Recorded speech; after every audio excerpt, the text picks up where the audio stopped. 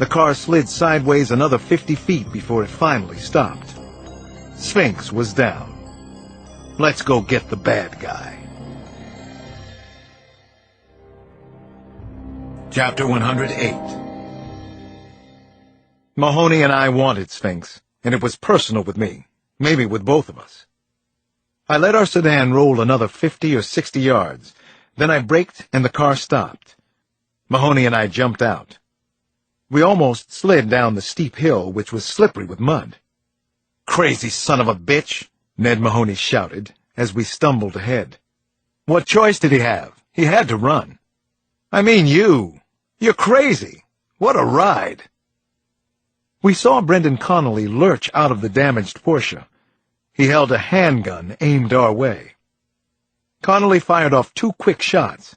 He wasn't good with a gun, but he was shooting real bullets. "Son of a bitch!" Mahoney fired a shot and hit the Porsche, just to show Connolly that we could shoot him if we wanted to. "Put the gun down!" Mahoney shouted. "Put the gun down!" Brendan Connolly started to run down the hill, but he was stumbling a lot. Mahoney and I kept gaining on him until we were only 30 yards or so behind. "Let me," I said. Brendan Connolly looked back over his shoulder just then. I could tell he was tired, scared, or both. His legs and arms were pumping in a disjointed rhythm. He might work out in some gym, but he wasn't ready for this. "Get back! I'll shoot!" he shouted, almost right into my face. I hit him, and it was like a speeding tractor-trailer back-ending a barely moving compact. Connolly went down, rolling crazily. I stayed upright, didn't even lose my balance.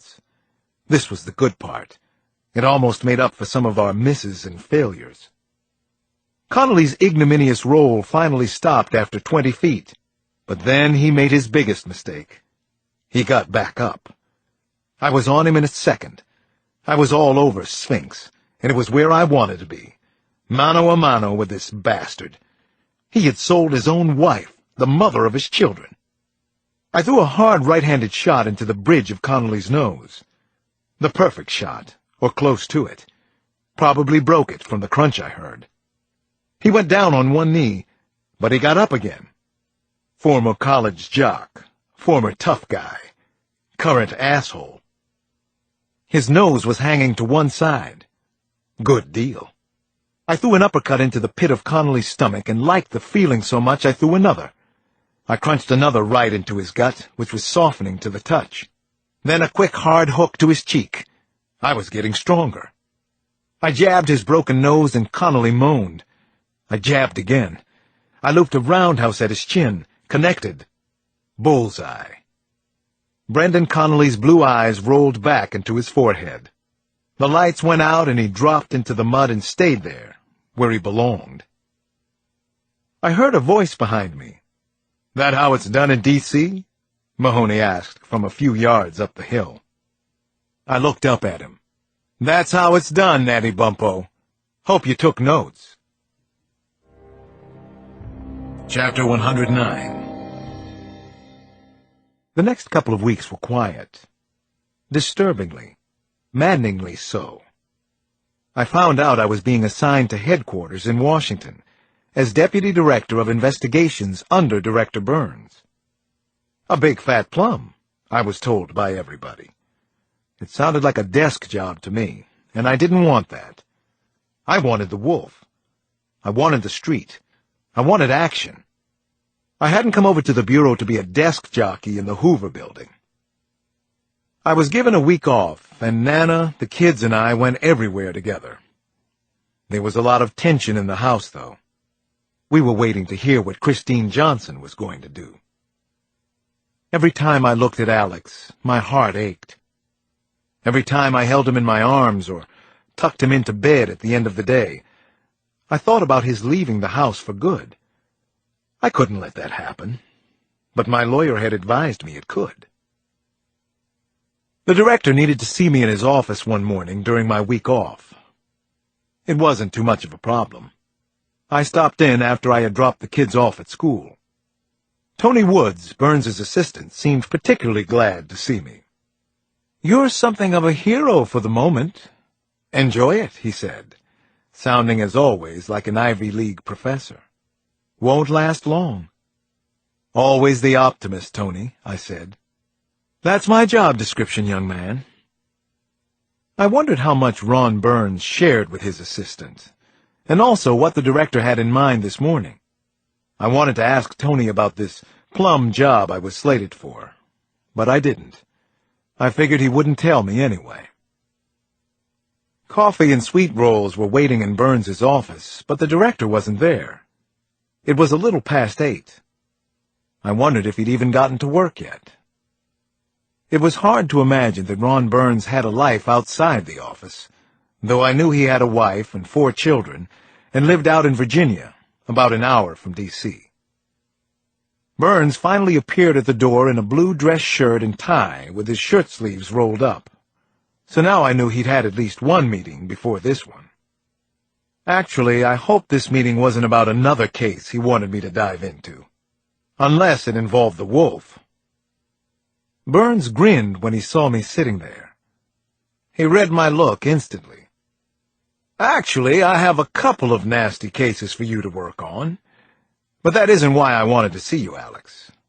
Have some coffee. Relax. You're on vacation, right? He walked into the room and sat down across from me. I want to hear how it's going so far. You miss being a homicide detective? Still want to stay in the bureau? You can leave if you want to. The Washington PD wants you back. Badly. That's good to hear that I'm wanted. As for the bureau, what can I say? The resources are amazing. Lots of good people here. Great people. I hope you know that. I do.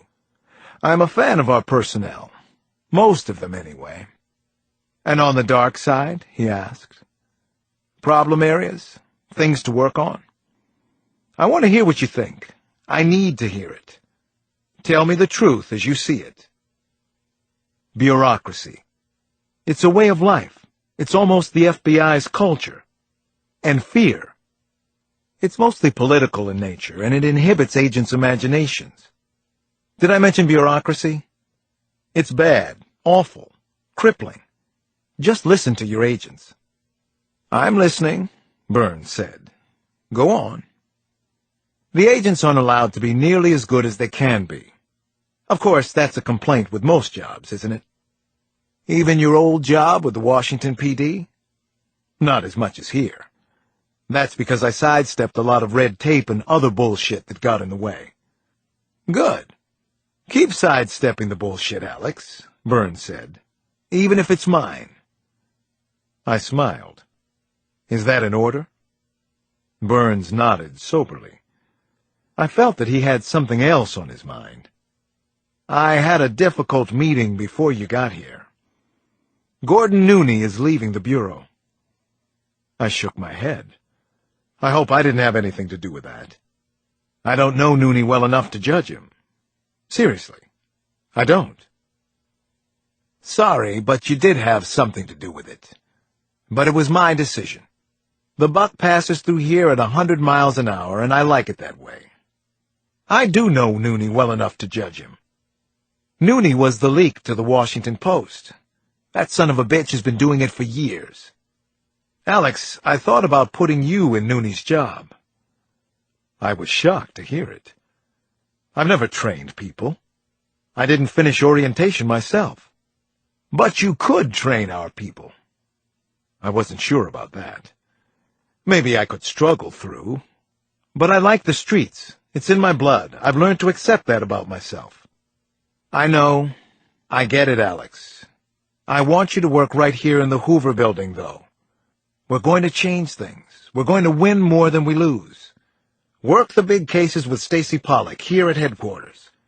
She's one of the best. Tough, smart.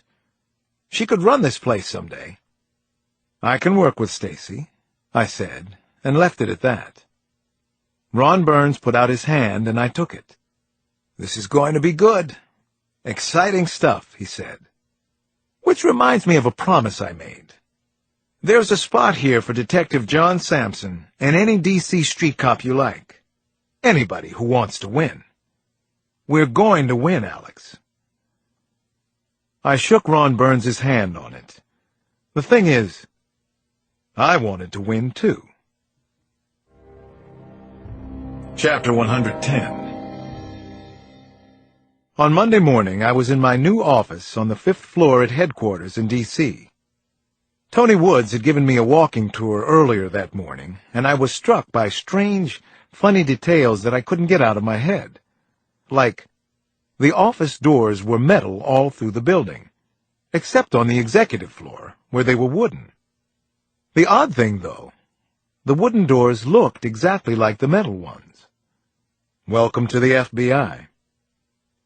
Anyway, I had a lot of reading to do, and I hoped I'd get used to being in an 11 by 15-foot office, which was kind of bare.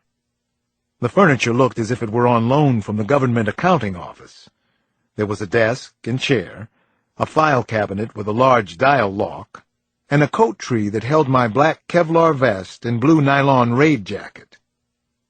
The office looked down on Pennsylvania Avenue, which was something of a perk. Just past 2 that afternoon, I got a phone call. Actually, the first incoming call to my new office. It was Tony Woods. "All settled in?" he asked. "Anything you need?" "I'm getting there, Tony. I'll be fine. Thanks for asking." "Good. Alex, you're going out of town in about an hour. There's a lead on the Wolf in Brooklyn. Stacy Pollock will be going with you, so it's a big deal. You fly out of Quantico at 1500. This thing isn't over." I called home, then I gathered some paperwork on the Wolf, grabbed the overnight bag I'd been told to keep in my office, and headed to the parking garage. Stacy Pollock came down a few minutes later. She drove, and it took us less than an hour to get to the small private airfield at Quantico. On the way, she told me about the lead in Brooklyn. Supposedly, the real Wolf had been spotted at Brighton Beach. At least we weren't giving up on him. One of the Black Bells was saddled up and waiting for us. Stacy and I got out of the sedan and walked side by side toward the helicopter. The skies were bright blue and streaming with clouds that appeared to be shredding in the distance. "Nice day for a train wreck," Stacy said, and grinned. A shot rang out from the woods directly behind us. I had thrown back my head, laughing at Stacy's little joke. I saw her get hit, and blood spatter. I went down and covered her body. Agents ran onto the tarmac. One of them fired in the direction of the sniper shot. 2 came sprinting toward us. The others ran towards the woods in the direction of the shot. I lay on Stacy, trying to protect her, hoping she wasn't dead, and wondering if maybe the bullet had been meant for me. "You'll never catch the Wolf," Pasha Sorokin had said in Florida. "He will catch you." Now the warning had come true. The briefing that night at the Hoover Building was the most emotional I had seen at the Bureau so far. Stacy Pollock was alive, but she was in critical condition at Walter Reed. Most of the agents respected Stacy Pollock tremendously, and they couldn't believe she'd been targeted. I still wondered if the bullet had been meant for her. She and I had been headed to New York to see about the Wolf.